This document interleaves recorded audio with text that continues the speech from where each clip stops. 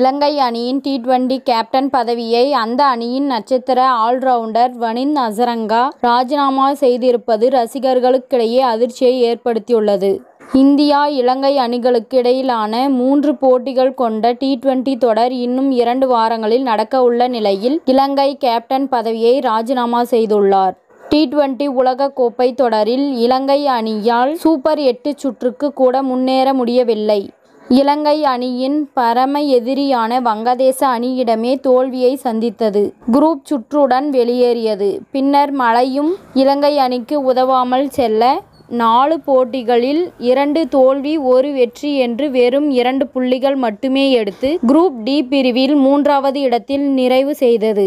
2014ஆம் ஆண்டு டி20 உலக கோப்பை தொடரில் சாம்பியன் பட்டத்தை வென்ற அணியால் சூப்பர் 8 சுற்றுக்கு கூட முன்னேற முடியவில்லை என்பதே அந்நாட்டு ரசிகர்களுக்கு ஏமாற்றத்தை அளித்தது.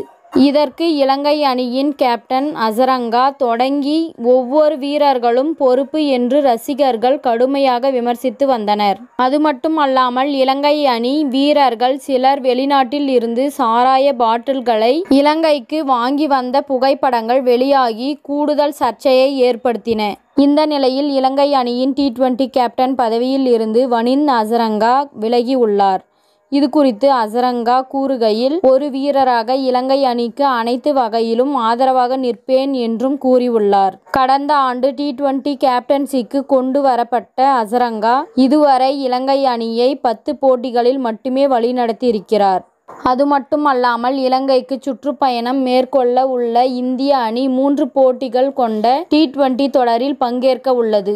ஜூலை 26ஆம் தேதி டி20 தொடர் தொடங்க உள்ள நிலையில் திடீரென ஹசரங்கா கேப்டன் பதவியை ராஜினாமா செய்துள்ளார்.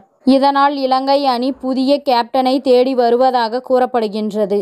ஒருநாள் அணியை வழிநடத்தும் குசால் மெண்டிஸ் மீண்டும் கேப்டனாக பொறுப்பேற்க அதிக வாய்ப்புகள் இருப்பதாக தகவல் வெளியாகி உள்ளது.